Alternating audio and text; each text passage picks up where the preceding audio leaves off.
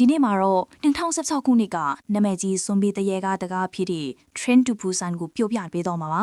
ဇလန်းစာမှာပဲကုန်တင်ကားတစ်စီးကကူးဆက်ရိုကထင်းချုပ်ရေးစုံတစ်ခုစီမောင်းဝင်လာပါတယ်ချက်ချင်းပဲဝန်တန်းတွေကကားကိုပိုးသက်ဆေးတွေနဲ့ဖြန့်ကြတယ်ကားမောင်းသမားကဘာတွေဖြစ်နေတာလဲလို့မေးလိုက်တော့ဝန်တန်းတစ်ယောက်က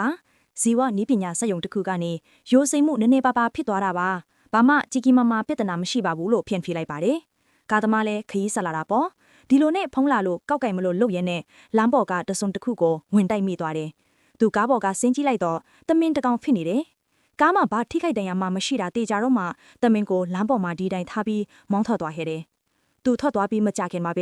အဲ့ဒီတမင်ကမျက်လုံးတွေပြူပြီးအသက်ပြန်ရှင်လာပါတော့တယ်ဇလိုက်ဖြစ်တဲ့စော့ဦးကရုံခန်းထဲမှာဖုံးပြောနေရင်ကလိုင်းရန်တကောက်ကိုစတော့ရှယ်ယာတွေရောင်းတန်းထုတ်ဖို့ဆွေးနွေးနေတယ်သူကရေလောင်ကန်တစ်ခုထဲမှာငါးတွေအစုလိုက်ပြုံလိုက်တေးဆုံးနေတဲ့တဲ့တင်းကိုကြည့်နေတော့သူ့လက်ထောက်ဝင်လာပါရဲ့စော့ဦးကလက်ထောက်ကိုစတော့တွေအကုန်လုံးရောင်းထုတ်ပေးဖို့ညွှန်ကြားလိုက်တယ်အဲ့နောက်သူကားပါကင်ထုံရင်သူဇနီးဟောင်းနဲ့ဖုံးပေါ်မှာစကားများနေပြန်ပါရဲ့အကြောင်းကတော့သူတို့သမီးလေးစူအန်းကြောင့်ပါသမီးလေးကနောက်တနေ့ကြာရောက်မဲ့သူ့မင်းနဲ့အတွက်အမေဖြစ်သူစီသွားကြနေတယ်ဒါပေမဲ့စော့ဦးကသမီးကိုတယောက်တည်းမသွားစီခြင်းဘူးစော့ဦးအိမ်ပြန်ရောက်ပြီးသမီးလေးအခန်းထဲဝင်သွားတော့စူအန်းကသူ့အမေနဲ့ဖုံးပြောနေတာတွေ့လိုက်ရတယ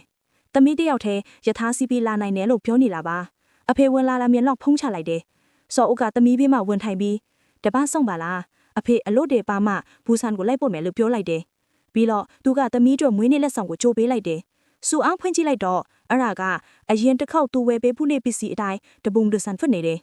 တခြားပါလို့ချင်းသေးလေလို့မေးတော့မမေစီပဲသွားချင်တယ်လို့ပဲဖြေတယ်အဖေအချိန်တွေမကုန်ရအောင်သမီးတယောက်တည်းသွားပါမယ်လို့လည်းပြောသေးတယ်ဒီလိုနဲ့စော်ဦးနဲ့အဘွားကသမီးလေးအကြောင်းပြောကြတယ်အမေကဒါကစူအန်ရဲ့ဘဝအတွက်လည်းအရန်အရေးကြီးနေတဲ့အချိန်ပဲလို့ပြန်ပြောပြီးကင်မရာတစ်လုံးထားခဲ့တယ်အဲ့ဒီထဲမှာသူမသွားဖြစ်ခဲ့တဲ့သမီးရဲ့ကြောင်းကပွဲဗီဒီယိုဖိုင်ရှိနေတယ်စော်ဦးအဲ့ဒီဗီဒီယိုကိုကြည့်လိုက်တဲ့အခါသမီးလေးဘလောက်တောင်ဝမ်းနဲ့နေခဲ့ရတယ်ဆိုတာမြင်ပြီးနောက်ဆုံးတော့သမီးကိုလိုက်ပို့ဖို့ဆုံးဖြတ်လိုက်ပါတော့တယ်ကားပေါ်မှာသူကစူအန်ကိုကြောင်းကပွဲအကြောင်းပြောရင်းဘဝသင်ခန်းစာပေးဖို့ကြိုးစားနေခြင်းနဲ့လမ်းပေါ်ကလူနာတင်ကားတစ်စီးကိုဝင်တိုက်မိသွားတယ်သူတို့ကားရက်ပြီးကြည့်နေတော့မှပဲအရေးပေါ်ကန်နကြီးကသူတို့ကိုကြော်ဖြတ်သွားတယ်ရုတ်တရက်သမီးလေးကကောင်းကင်ဘောကနေပြားမှုမေကျလာတာကိုတတိထားလိုက်မိတယ်။ကားမင်ပေါ်မှာလည်းအဝေးကနေမီးလောင်နေတဲ့ပုံရိပ်တွေတွေ့လိုက်ရတယ်။အဲ့ဒီချိန်ဘူတာယုံမှာတော့ဘူဆန်ကိုသွားမဲ့ယထာကြီးကထွက်ခွာဖို့ကစင်တင်ဖြစ်နေပါပြီ။ယထာမောင်းသူကသူ့အခန်းထဲဝင်သွားပြီးဝန်တန်းတွေလည်းအသီးသီးပြင်ဆင်ကြတယ်။ ဘေ့စ်ဘောအသင်းတစ်သင်းရဲ့နီးပြကကစားသမားတွေကိုနေရာမိုက်ထိုင်ခိုင်းနေတော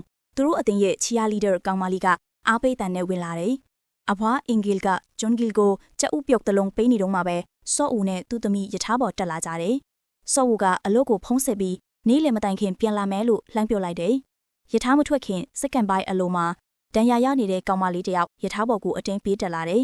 ။ယထာစထွက်ချင်းမှာပဲစူအန်ကဘူရာယုံဝန်တန်းတယောက်ကိုလူတယောက်ကဝင်တိုက်ခိုက်နေတာကိုပဒင်းပေါက်ကနေတွေ့လိုက်တယ်။ယထာပေါ်ပြေးတက်လာတဲ့ကောင်မလေးရဲ့ခြေထောက်မှာအကိုက်ခံထားရတဲ့ဒဏ်ရာတစ်ခုရှိနေတယ်။ခရီးတဲ့တူထူတဲ့ယုံစော့က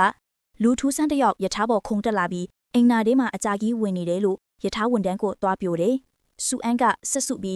းဘာဖြစ်နေလဲတွားကြည့်တော့အိမ်သားတွေကလူကအားလုံးတေကိုမီးလိုပဲအဆက်မပြတ်အော်နေပေမဲ့ဝန်တန်းကနားမလဲပဲအိမ်သားတွေကထုတ်ဖို့ပဲကြိုးစားဖြောင်းထားနေတယ်။ဟိုအကိုက်ခံထားရတဲ့ကောင်မလေးကယထာတွဲနေတဲ့လမ်းရှောင်လာရင်လဲကျသွားတယ်။ဒါပေမဲ့ဘသူမှသူ့ကိုတတိမထားမိကြဘူး။စူအန်ကအိမ်သားသွားကြင်လို့တွားကြည့်တော့ကိုဝန်ဆောင်စနီးအကွတ်အိမ်သားတကားဆောင်ပေးနေတဲ့ဆန်ဟွာနဲ့တွေ့တယ်။ဆန်ဟွာကကလေးမကိုနောက်တွဲကအိမ်သားကိုသွားပါလို့ပြောလွတ်လိုက်တယ်။ယထာဝန်တန်းလေးကအချင်းနေမကောင်းတဲ့ကောင်မလေးကိုတွေ့သွားပြီးဆေးအကူနီချက်ချင်းတောင်းတယ်အဲ့ဒီအချိန်စော်ဦးကဖုန်းတန်ကြောင်နိုးလာပြီးတမီလေးပြောက်နေတာတတိထားမိသွားတယ်။သူ့လက်ထောက်ကတနိုင်ငံလုံးမှာတခုခုတွေဖြစ်နေတယ်လို့ဖုန်းဆက်ပြောတယ်။ယထာတွဲတွေကခီးတဲ့တွေကလည်း TV ပေါ်မှာပြနေတဲ့ပယန်းပတာအခြေအနေတွေကိုကြည့်နေကြတယ်။ဝန်တန်းမလေးကသူ့အချက်အရာရှိ Chief ကိုဖုန်းခေါ်နေတော့မှပဲဟိုကောင်မလေးကဇွန်ဘီအဖြစ်အဝပြောင်းလဲပြီးမတ်တက်ထရက်လာတယ်။ဇွန်ဘီဖြစ်သွားတဲ့ကောင်မလေးကဝန်တန်းမလေးရဲ့ကြောဘော်ခွာတက်ပြီးကြိုက်လိုက်တယ်။သူတို့နှစ်ယောက်တွဲထဲကိုဝင်လာတော့တခြားလူတွေထိတ်လန့်တကြားထိကုန်ကြတယ်။နောက်ဆက်တွဲအနေနဲ့ baseball အတင်းတိုက်ခိုက်ခံရပြီးဝန်တန်းမလေးလက်ဇွန်ဘီအဖြစ်ပြောင်းသွားပါတော့တယ်။အခြေအနေတွေအကုန်လုံးပွတ်လော့ရိုက်သွားပြီးအထက်အရာရှိ Chief ကနောက်တွဲကခရီးသည်တွေကိုပြေးကြလုံးအော်ပြောတယ်။တစ်ချိန်တည်းမှာစော်ဝူကသမီးကိုလိုက်ရှာနေတော့နောက်တွဲမှာတခုခုမူမမှန်တာတွေ့လိုက်ရတယ်။စူအန်လဲအော်တန်တွေကိုကြားနေရတယ်။လူတွေကသူတို့နှစ်ယောက်ဘေးကနေအလူအယပြေးလွှားသွားကြပြီးအဖေထစ်သူကသူ့မျက်စိရှိမှတင်အထက်အရာရှိကိုဇွန်ဘီဝန်တန်းမလေးကဝင်တိုက်ခိုက်တာပြီးတော့အဲ့အရာရှိလေးချက်ချင်းဇွန်ဘီအဖြစ်ပြောင်းသွားတာကိုကြည့်နေမိတယ်။စူအန်ကသူ့ထိန်နောက်မှာပေါ်လာတော့စော့ဝူကသမီးကိုဆွဲပြီးဇွန်ဘီအုပ်ကြီးရဲ့လိုက်လံတိုက်ခိုက်မှုကနေယထာတစ်လျှောက်လုံးပြီးလွှားရပါတော့တယ်။ ဆန်ဝါကလည်းတခုခုဖြစ်နေတာတတိထားမိပြီးကိုဝန်ဆောင်စနီးဆောင်းယောင်းကိုမြမြန်လို့လို့အော်ပြောတယ်သူတို့ရှေ့မှာတင်အမျိုးသမီးတယောက်ဇွန်ဘီကိုက်ခံလိုက်ရပါတယ်ဆောင်းယောင်းကကူညီလိုက်ပါအောင်လို့တိုက်တွန်းလို့သူဝင်ကူညီပေမဲ့သူပါအတိုက်ခိုက်ခံရတယ်ဆော့ဝူကနောက်သွဲထဲကိုပြေးဝင်သွားတယ်ဆန်ဝါကဇွန်ဘီတကောင်ကိုအိမ်သာထဲထိုက်ပိတ်လိုက်ပြီးသူ့မိမကိုပြေးလို့အော်ပြောတော့မှပဲတခြားဇွန်ဘီတွေရောက်လာကြတယ်ကျန်တဲ့လူတွေက TV မှာဒီအဖြစ်ပြက်တွေပြနေတာကိုကြည့်နေတော့တခြားတွဲကလူတွေပြေးဝင်လာကြတယ်ဆော့ဝူကတကားကိုအမြန်ဆွဲပိတ်လိုက်ကြဆောင်းယောင်းချက်မွန်းနာရှိမှတင်ပိတ်သွားတယ်ဆန်ဝါကဇွန်ဘီတကောင်ကိုတွန်းထုတ်ပြီးနောက်ဆုံးတော့သူတို့လည်းမရတွဲထဲဝင်နိုင်သွားပြီးအထဲမဝင်ခင်တကားကိုအမြန်ပိတ်လိုက်နိုင်တယ်ဆော့ဝူကဇွန်ဘီတွေတကားဖွင့်မတတ်တာတတိထားမိသွားပြီးဆန်ဝါကိုတကားလက်ကိုက်ကိုလွတ်လိုက်ဖို့ပြောတယ်ဇွန်ဘီတွေကသူတို့ကိုမြင်မှဝင်တိုက်တာကိုလည်းသူသဘောပေါက်သွားတယ်ဒါနဲ့ဆောင်းယောင်းကတကားမှန်ကိုစက်ကူနဲ့ကားလိုက်တော့ဇွန်ဘီတွေညင်သွားကြတယ်ရထားမောင်းသူကနော်ပူရာမှာမရက်တော်ဘူးလို့ကြေညာတယ်ဒီတော့ယွန်းစော့ကအင်တာကုန်းကနေရထားပေါ်မှာဘာတွေဖြစ်နေလဲရောထိရလားလို့သွားမိတယ်မောင်းသူကဒါကထင်းချုပ်ရေးစင်တာကအမိန့်လို့ပြန်ဖြေတယ်ဆော့ဝူစီကိုသူ့အမေကစိတ်ပူလို့ဖုံးဆက်လာတယ်သမီးကိုဂယုဆိုင်ပါလို့မှားနေတော့မှပဲသူ့အမေတယောက်ဇွန်ဘီအဖြစ်ပြောင်းလဲသွားတယ်ဆော့ဝူဘာဖြစ်သွားပြီလဲသိလိုက်ပေမဲ့သမီးကိုတော့ပြောမပြခဲ့ဘူးရထားကအချိန်ရောသွားပြီးသူတို့ဖြစ်သွားတဲ့ဘူရာယုံကလူတွေကပလင်းပေါက်တီကိုထူရိုက်ပြီးအကူအညီတောင်းနေကြပေမဲ့ဇွန်ဘီတွေကသူတို့ကိုဝင်တိုက်ပြီးစားတောက်နေကြပါပြီအစိုးရအရာရှိတယောက်ကမြို့ကြီးတော်တာများများမှာအကြမ်းဖက်ဆူပူမှုတွေဖြစ်ပွားနေပြီးလူသေးဆုံးမှုတွေရှိတယ်လို့အများပြည်သူကိုကြေညာပါတယ်အစိုးရကခရိုင်အများပြားကိုပိတ်ထားလိုက်ပြီး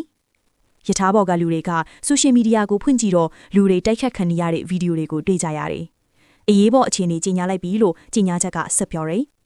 အရာရှိကသတင်းထုတွေကိုမယုံကြဖို့အိမ်ထဲမှာအေးအေးဆေးနေကြဖို့ပြောနေပြီးမြမြို့ကြီးတွေကတော့မီးလောင်တိုက်တွန်းခံနေရပါပြီရထားပေါ်ကလူတွေကတကားကိုပိတ်ဆို့ပြီးတစ်ဖက်ကိုရွှေ့နေကြတယ်။ဆူအန်ကအမေဖုံးကိုခေါ်လို့မရဘူးလို့ပြောတော့ဆော့ဝုကသမီးကိုထိုင်ခိုင်းပြီးသူ့ကိုယ်တိုင်ဖုံးဆက်ကြည့်တယ်။အဘွားအင်ကြီးကဂျွန်ဂေးကိုသူတို့ဘေးမှာထိုင်ခိုင်းတော့ဆူအန်ကအဘွားအင်ကြီးကိုသူ့နေရာထပ်ပြီးလိုက်တယ်။ဆန်ဟွာကအစောနာကသူတို့လင်မယားမင်းနာရှိတကားပိတ်ခဲ့တဲ့ဆော့ဝုကိုမြင်ပြီးဒေါသထွက်နေတော့ပဲ။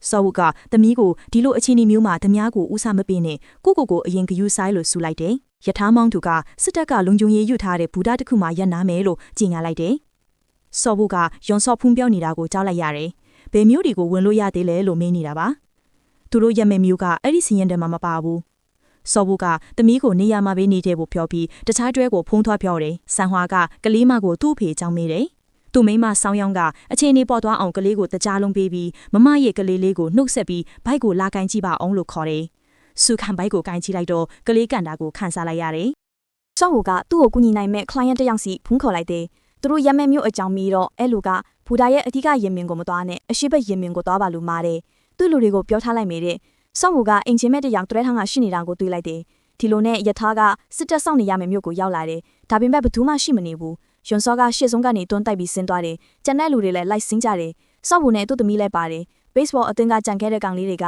ကဘေ့စ်ဘောတုပ်တွေကိုကင်ပြီးယထာဘော်ကဆင်းလာကြတယ်။ဝန်ထမ်းတစ်ယောက်ကယထာမောင်းသူကိုဇွန်ဘီတွဲစီခေါ်သွားပြတယ်။ယွန်စောကဘူဆန်ကပဲလုံခြုံတော့တဲ့မြို့ဖြစ်ကြောင်းပြောပြီးဇွန်ဘီတွဲကိုဖြုတ်ထားခဲ့ဖို့ပြောတယ်။ဒါပေမဲ့ဖြုတ်လို့မရဘူး။မောင်းသူကဘူဆန်ကိုတန်းသွားဖို့တဘောတူပေမဲ့ခရီးသည်တွေကိုအချင်းပြန်ခေါ်ကျင်သေးတယ်။ဒီအချိန်မှာခရီးသည်တွေကဘူရာယွန်အလွတ်ကြီးတဲ့ရှောက်ဝင်နေကြတယ်။ဆော့ဘူကအရှိရင်မင်းကိုတွားဖို့သမီးနဲ့အထူတားဆီးထားတဲ့နေရာတစ်ခုတည်းဝင်သွားတယ်။အင်ဂျင်မဲ့လူကသူတို့ဖုံပြောတဲ့ကြားပြီးလိုက်လာတယ်။ဆူအန်ကတခြားလူတွေကိုတွားပြောကျင်ပေမဲ့အဖေထစ်သူကခွင့်မပြုလို့ဝမ်းနေသွားတယ်။ကျန်တဲ့ခရီးသည်တွေဆက်လေကားနဲ့ဆင်းသွားတော့ဆန်ဟွာကဘူရာယုံမှာတခုခုထူးဆန်းနေတာတတိထားမိလိုက်တယ်။ဆက်လေကအောက်ဆုံးကိုရောက်သွားတဲ့အခါစစ်တပ်တစ်ခုလုံးစုံပြီးတွေထိနေတာကိုတွေ့လိုက်ရပါတော့တယ်။စုံပြီးအုပ်ကြီးကခရီးသည်တွေကိုဝင်တိုက်ခိုက်တော့တယ်။ဆန်ဟွာကအချိန်မီမြင်လိုက်ပြီးသူ့မိမကိုလှေကားပေါ်ပြန်တက်ပြေးခိုင်းတယ်။ဆော့ဝူစီကို client ကဖုံးဆက်ပြီးသူ့လူတွေကိုအဆက်တွေမရဘူးလို့ပြောနေတော့မှပဲစင်ကြောင်တွေကစစ်သားအရာရှိနောက်မှာစုံပြီးတကောင်ပေါ်လာပြီးဝင်တိုက်လိုက်တယ်။စုံပြီးတွေထပ်ပေါ်လာပြီးအရာရှိကိုဝိုင်းစားကြတော့အင်ဂျင်မေလူကချိုလဲသွားတယ်။ဆော့ဝူကစူအန်စီဖြုံပြေးလာတယ်။သမီးလေးစုံပြီးစားခံလာမလို့ဖြစ်သွားတော့ဆန်ဝါကဝင်ကယ်လိုက်တယ်။စောင်းရောင်ကကလေးကိုဆွဲပြီးအတူတူထွက်ပြေးကြတယ်။ ဘေ့စ်ဘောအသင်းကကောင်လေးတွေကတကားမှစောင့်နေပြီး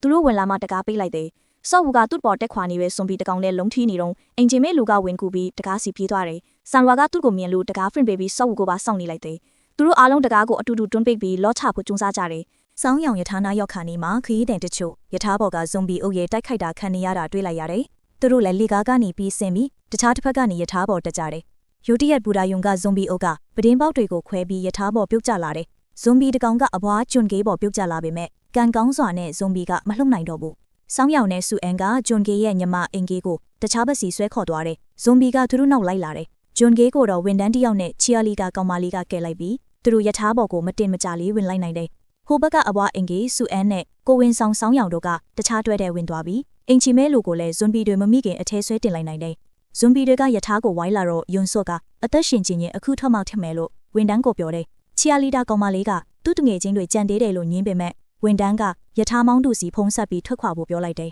ဒီအချိန်မှာဆန်ဟွာကတကားကိုလောချလိုက်နိုင်ပါပြီဒါပေမဲ့ချက်ချင်းမဲဇွန်ဘီအိုကမှန်ကိုခွေးပြီးဝင်လာတော့သူတို့ပြေးရပြန်ပါတယ်ယထာကစထွက်နေပြီဆိုတာမြင်တော့သူတို့အမြန်ပြေးလိုက်ကြတယ်လှေကားအောက်ခြေရောက်တော့ဘေ့စ်ဘောကောင်လေး2ယောက်ဇွန်ဘီတွေဆွဲတာခံလိုက်ရတယ်နောက်ဆုံးတစ်ယောက်ကကြောင်ပြီးရပ်နေတုန်းစောဝုကသူ့ကိုဆွဲထူပြီးယထာပေါ်အမြန်တင်ပေးလိုက်တယ်ဆန်ဟွာကနောက်မှကြံနေခဲ့တယ်စောဝုကသူ့ကိုလှမ်းပေးပြီးမဲ့ဆန်ဟွာကနံပါတ်3နဲ့ဒိုင်းတစ်ခုကိုကောက်ကိုက်ပြီးစောဝုစီလာနေတဲ့ဇွန်ဘီတွေကိုဝင်ကပေးလိုက်တယ်နောက်ဆုံးတော့သူလည်းယထာပေါ်တက်လာနိုင်ခဲ့တယ်ဒီအချိန်မှာယထာမောင်းတို့ကထိန်းချုပ်ရေးစင်တာကိုဖုံးဆက်ပြီးဘူဆန်သွားတဲ့လိုင်းရှင်းရလာမင်းနေတယ်စင်တာကဆက်သွားပါလို့အကြံပေးတယ်ဆောင်းရောင်လို့ဖွဲ့ကဆူအန်အဘွားအင်ကြီးနဲ့အင်ဂျင်မဲလူကဇွန်ဘီတွဲနှစ်ခုကြားမှာပိတ်မိနေတယ်သူကအင်တာတကားပွင့်နေတာတွေ့ပြီးအားလုံးကိုဝင်ဖို့အချက်ပြလိုက်တယ်အချဲရောက်ခါနီးမှာဆောင်းရောင်ဇွန်ဘီတိုက်ခိုက်ခံရမလို့ဖြစ်သွားပြီးတကားကိုအနိုင်နိုင်ပိတ်ထားရတယ်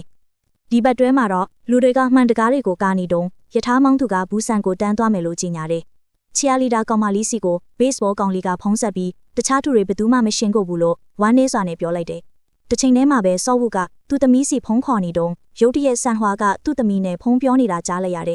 ်သမီးလေးကသူတို့တွဲအမှတ်13ကအင်တာထဲမှာပိတ်မိနေတယ်လို့ပြောတယ်ဘေ့စ်ဘောကောင်လေးကသူတို့ကတွဲအမှတ်15မှာရှိတယ်လို့ပြောပြလိုက်တယ်ဒီလိုနဲ့ယောက်ျား3ယောက်ကဟိုဘက်ကလူတွေကိုကယ်ဖို့ပြင်ဆင်ကြတယ်ဆန်ဟွာကပြူးဟာဆွဲတယ်သူကရှိဆုံးကောင်လေးကအလေမှာစောဝုကနောက်ဆုံးမှနေမယ်သူတို့ဥမင်လှုပ်ရောင်တဲ့ဖြတ်တဲ့အချိန်ကိုစောင့်မယ်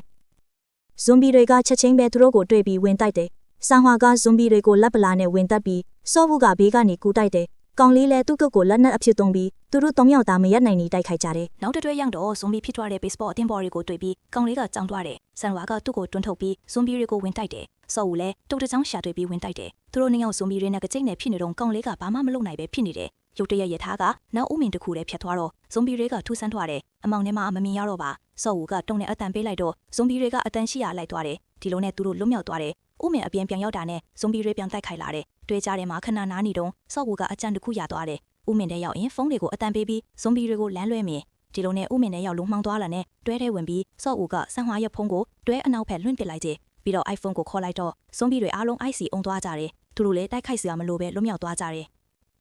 သူတို့အင်တာစီရောက်တော့အားလုံးဝမ်းထာအားရပြန်တွေ့ကြတယ်ဘေ့စ်ဘောကောင်လေးကနောက်အင်တာတစ်ခုကိုရှာတွေ့ပြီးဥမင်နဲ့ရောက်တော့ကျန်တဲ့လူတွေကိုအထဲသွင်းလိုက်ကြစောဝူကနောက်ဥမင်တစ်ခုရောက်ဖို့ဘယ်လောက်ကြာမလဲတွက်ချက်ခါပြီးဘေ့စ်ဘောကောင်လေးကတွဲအမှတ်15ကသူ့ကောင်မလေးစီစာပို့လိုက်ကြချီယာလီတာကောင်မလေးကသူတို့လွတ်မြောက်ပြီးဒီဘက်ကိုလာတော့မယ်ဆိုလို့ဝမ်းတာပြီးတခြားလူတွေကိုပြောပြတယ်ဒါပေမဲ့ယွန်းစောကသူတို့မှာယောဂကိုပါလာနိုင်နေဆိုပြီးလာမာကိုလုံးဝမကြိုက်ဘူးကျန်တဲ့လူတွေကလည်းသူ့ကိုထောက်ခံကြတယ်ကောင်မလေးကဝန်ထမ်းကိုဝင်ပြောပေးဖို့အကူအညီတောင်းပေမဲ့ဝန်ထမ်းကပါယွန်းစောဘက်ကိုလိုက်သွားတယ်ရထားဥမင်နဲ့ရောက်တာနဲ့အားလုံးအင်တာတက်ကထွက်လာကြပြီးပစ္စည်းတင်တဲ့စင်ဘော်ကနေတွားသွားကြတယ်စော့ဦးကဇွန်ဘီတွေကိုလမ်းလွဲပြီးသူအောက်ဆင်းလိုက်တယ်နောက်တွဲကိုဆက်ကူးကြတယ်အင်ဂျင်မဲ့လူကပြုတ်ကျသွားလို့စော့ဦးကတွားကူပါတယ်ဥမင်အပြင်ပြန်ရောက်သွားတော့သူတို့နှစ်ယောက်ဇွန်ဘီတွေနဲ့တွဲထဲမှာပိတ်မိသွားတယ်စော့ဦးကအချင်းပြန်ရေတွက်ပြီးပြေးဖို့လုပ်တော့အင်ဂျင်မဲ့လူကအချိုးရေခွက်ကိုနှိမ့်မိပြီးဇွန်ဘီတွေကိုဆွဲဆောင်တယ်လို့ဖြစ်သွားတယ်သူတို့တကားကိုဖြတ်နိုင်ခဲ့တယ်ဒါပေမဲ့ဇွန်ဘီတကောင်ကတကားမှညက်သွားလို့ဆန်ဝါကတကားကိုအတင်းဆွဲပိတ်ထားရတယ်ဘေ့စ်ဘောကောင်လေးကသူ့ကောင်မလေးကိုလှမ်းအောင်ခေါ်တယ်ဘာလို့လဲဆိုတော့တကားကလော့ချထားလို့ဖြစ်ပါတယ်တွဲအမဆန်ဘာကလူတွေကတကားကိုအတွင်းဘက်ကပိတ်ထားကြပြီးကောင်မလေးကိုလည်းအတိမပေးအောင်တားထားကြတယ်စောဝူကဆန်ဟွာကိုတွားကူညီတော့ကောင်လေးကတကားကိုရိုက်ချိုးကိုကြိုးစားနေတယ်ရုတ်တရက်ဇွန်ဘီတကောင်ကဆန်ဟွာကိုကိုက်လိုက်တယ်နောက်ဆုံးတော့သူတို့တကားကိုရိုက်ချိုးနိုင်သွားပြီးဘေ့စ်ဘောကောင်လေးကဝင်ဖို့ကြိုးစားပေမဲ့ယွန်းဆော့ကတကားကိုအတင်းဆွဲပိတ်ထားတယ်တခြားယောက်ျားတွေကယွန်းဆော့ကိုဝင်ကူကြတော့အဖွားဂျွန်ခဲနဲ့ချီယာလီတာကောင်မလေးကအတွင်းဘက်ကနေသူတို့ကိုပြန်တွန်းထုတ်ကြတယ်။ဆောင်းယောင်းကသူ့ယောက်ျားစီရှောက်သွားပြီးမဲ့ဆန်ဟွာကမလာနဲ့လို့အော်သားတယ်။ပြီးတော့စောဝုကိုသူ့မိန်းမကိုခေါ်သွားတော့သူ့မခံနိုင်တော့ဘူးလို့ပြောတယ်။ဆန်ဟွာကသူ့မိန်းမကိုဂီယူဆိုင်ဖို့နောက်ဆုံးမာလိုက်တယ်။တကားကကျိုးပြစ်သွားပြီးသူတို့နှစ်ယောက်ထွက်သွားရတော့တယ်။ဆန်ဟွာကအလွဲတကူအရှုံးမပေးပဲဇွန်ဘီတွေကိုတတ်နိုင်သလောက်တောင့်ခံထားပေးတယ်။တခြားသူတွေကတကားကိုဖွင့်ပေးပြီးအထဲဝင်လာကြတယ်။စောဝုကသမီးနဲ့ဆောင်းယောင်းကိုဆွဲခေါ်လိုက်ပေမဲ့အဖွားအင်ကြီးကိုတော့အချိန်မီမဆွဲနိုင်လိုက်ဘူး။သူတကားကိုပိတ်လိုက်ပြီးချက်ချင်းပဲယွန်းစော့ကိုခွေးမသားလို့ဆဲပြီးဝင်ထိုးတယ်။ယွန်းစော့ကစောဝုပိုးကူဆက်ခံရပြီလို့အော်ပြောတယ်။ဝန်တန်းကသူတို့ကိုတွဲဆက်ကြားကဂျားခန်းထဲကိုတွားခိုင်းတယ်။ တွဲမတ်စမားကခရီးတွေအားလုံးကသူတို့ကိုထွက်သွားလို့အော်ဟစ်ကြတယ်အင်ဂျင်မဲ့လူကအရင်ထွက်သွားတယ်ချီယာလီဒါကောင်မလေးလည်းသူတို့နဲ့မနေချင်လို့ဘေ့စ်ဘောကောင်လေးနောက်လိုက်သွားတယ်ဆောင်းယောင်းကစူအန်ကိုငါတို့လည်းသွားတင်လေလို့ပြောပြီးစော့ဝူလည်းလိုက်သွားတယ်ကျန်တဲ့လူတွေကသူတို့ကိုကြားခန်းလဲမှာပိတ်ထားလိုက်တယ်အဲ့ဒီအချိန်အဖွားဂျွန်ဂီကတကားတစ်ဖက်မှာဇွန်ဘီဖိနေတဲ့သူ့ညီမအင်ဂီကိုတွေ့သွားပြီးဘသူမှမတားနိုင်ခင်တကားကိုဆွဲဖွင့်လိုက်ပါတော့တယ်တွဲမတ်စမာကခရီးတွေအားလုံးဇွန်ဘီအုပ်ရဲ့တိတ်ခိတ်တာကိုခံလိုက်ရပါပြီဒီချိန်မှာယထာမောင်းသူကပူဆန်ရဲ့အခြေအနေကိုဖုံးဆန်မေးပေမဲ့အဖြေမရဘူးဖြစ်နေပါတယ်ဒါပေမဲ့မြို့ထဲမှာမီးလောင်နေတာတွေကိုလှမ်းမြင်နေရတယ်ဆော့ဝူလည်းသမီးနဲ့စကားပြောဖြစ်တယ်မွေးနေ့အတွက်အမေစီကိုအရောက်ပို့ပေးမယ်လို့ပြောလိုက်တယ်ခဏကြာတော့ဆော့ဝူစီကိုသူ့လက်ထောက်ကဖုံးဆက်လာပြီးဘူဆန်ကောမြို့တွေထဲမှာကာကွယ်ရေးအကောင်းဆုံးလို့ပြောတယ်ပြီးတော့ဒီ virus ကသူတို့ကုမ္ပဏီတွေကတခုကနေစဖြစ်တာလို့လည်းပြောသွားတယ်